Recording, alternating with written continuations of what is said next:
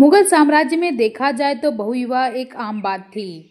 बादशाहों की कई पत्नियां और दासियां होती थी। शाही परिवारों में रिश्ते बनाए रखने के लिए अक्सर चचेरे भाई बहनों या करीबी रिश्तेदारों के बीच भी शादियां होनी आम बात थी।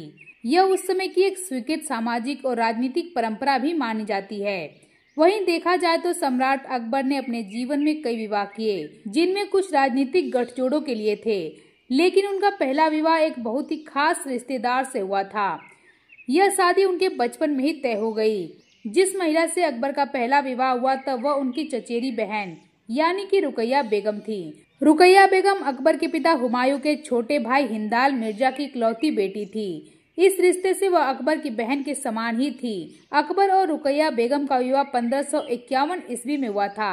तब अकबर की उम्र मात्र 9 साल थी। उस समय हुमायूं ने ही इस विवाह का आयोजन किया था। तब वे काबुल में थे। यह विवाह सिर्फ एक पारिवारिक रिश्ता नहीं था, बल्कि इसका राजनीतिक महत्व भी था।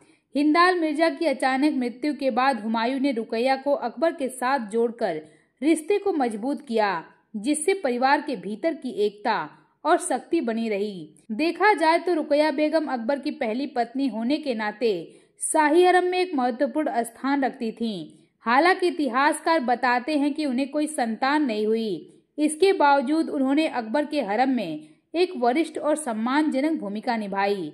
उन्होंने अकबर की दूसरी पत्नी और उनके बच्चों, विशेषकर राजकुमार सलीम की परवरिश में भी अहम भूमिका निभाई थी। मुगल हरम में देखा जाए तो उस समय ऐसे रिश्ते आम थे। यह आज के मानकों से भले ही अजीब लगें, लेकिन उस समय के शाही परिवारों में सत्ता और वंश को बनाए रखने के लिए ऐसे विवाह होते थे। यह रिश्तों की जटिलता और शाही परंपराओं का एक हिस्सा हुआ करता था।